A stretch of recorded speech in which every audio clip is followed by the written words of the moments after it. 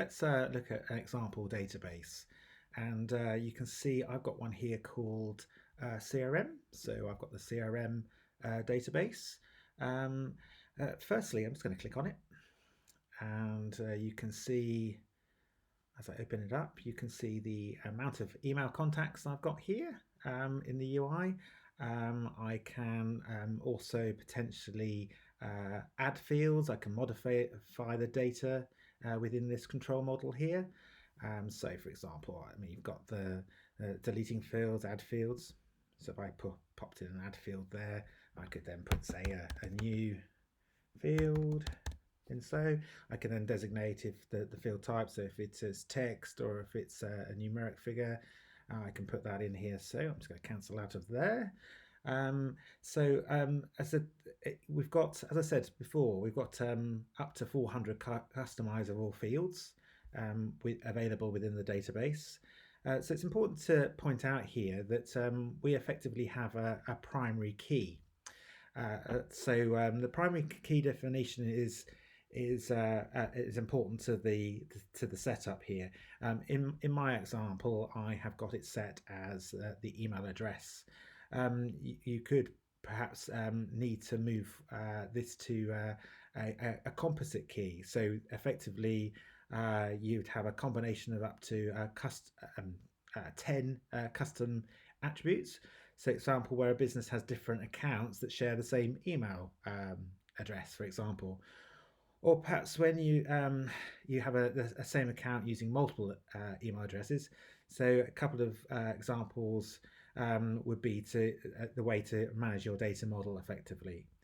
So something else which is supported in the data schema is relational tables. So if I just flow down, you will see right at the bottom here, I've got associated relational tables.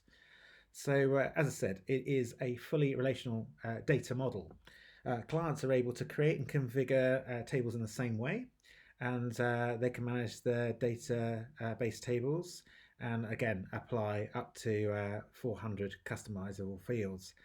Now, the sort of data that's stored in relation tables are the primary customer attributes, things like email address, your first name, date of birth. So really things that don't tend to change that much. Whereas in the relational part of the database, we really want to be able to store data that changes frequently. So data that customers tend to have, whereas it potentially is a one-to-one, one-to-many, or even a many-to-many kind of relationship. An example here you would see within my setup here is purchase data.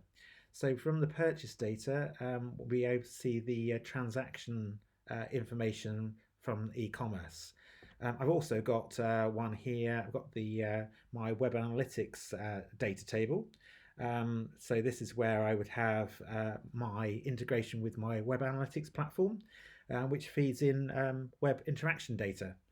So what would look like in an individual customer record will be stored in one line of data, as in the customer ID. So in this case, as I flow back, I've got here, bear me a second, I have got my fields all the way up.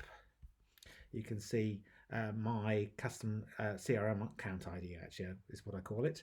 And from here, I'd have that linked to, say, multiple lines of my purchase data.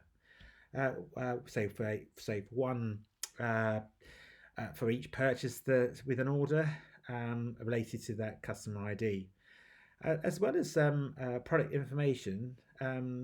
Customers would normally have made more than one purchase in a lifetime, so we'd probably have multiple lines of data in the relational table, and we'd have this set up here so you can see the purchase data. If I just click through, you can see the fields that are related to that. You can see customer number, email address, invoice numbers, products purchased, purchase date. I'm just going to go back. So from here, we could then join the tables with that customer ID. So this is fully configurable, and we would be able to control that with the foreign key definition, and how that table join would be made.